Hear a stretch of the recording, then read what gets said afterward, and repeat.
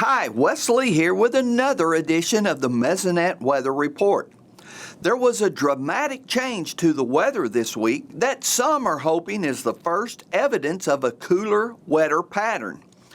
I don't know about that, but we have the remnants of Hurricane Norma to thank for the great soaking rains much of the state received last week. On Wednesday afternoon, the two-day rain totals showed rainfall at most sites outside of the Panhandle. Totals in most of the western half of the state range from half an inch to up over 4 inches seen at Newkirk. You can see where the rains were targeted on this shallow fractional water index map where 1 is as wet and 0 is as dry as the sensor can read. Rain was forecasted to continue through Thursday night, with more rain in the south and eastern portions of the state. An additional cold front expected for the weekend has the potential for more rain, but with it much cooler temperatures. Freezing temperatures are a possibility on both Saturday and Sunday nights, with highs on Sunday projected to be mostly in the 40s. This cooler than normal weather may persist into next week, as seen by the evidence of blue on this map. However, the rainfall outlooks look mostly dry at this time. Gary's up next with just how this week's rain fits into the long-term picture. Thanks, Wes, and good morning, everyone. Well, as it continues to rain as we film, I'm going to take a look back at the drought, about where we were before the storms began. We're going to get a little bit of a baseline, and then next week, hopefully we have lots of great changes to look at. Well, the drought map, this week it did change, but for the worse, so the rain that fell after Tuesday will go on next week's drought map. So the only changes we really had this week was a little bit of an increase in the D1 moderate drought up in Roger Mills and Ellis counties.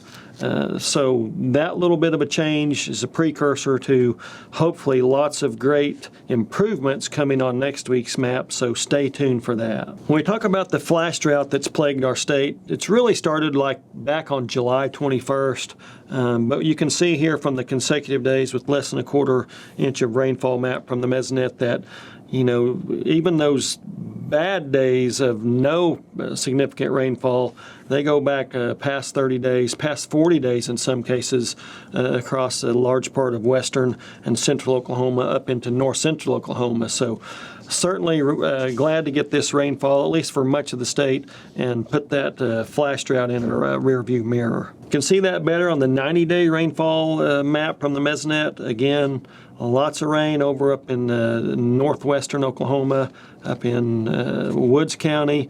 Lots of rain over in the eastern third of the state, up into parts of central Oklahoma. But a large part of the southwestern half of the state, less than 5 inches of rainfall, and in fact, less than 4, 3, 2 inches of rainfall in some cases. So this current rainfall that we're getting is certainly well placed across southwestern and south central Oklahoma.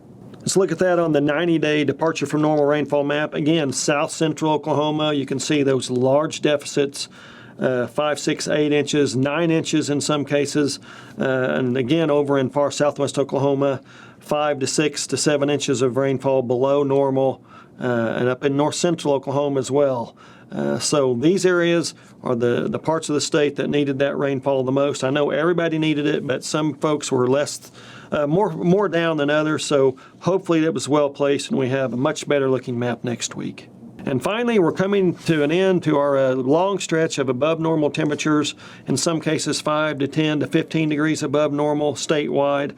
As you look at this graph of the statewide average high temperatures versus the long-term average, we do see that since about mid-part of July, we've been largely above normal in temperatures, and now we can finally take a little bit of stress off the soil moisture and the plants, get those temperatures down.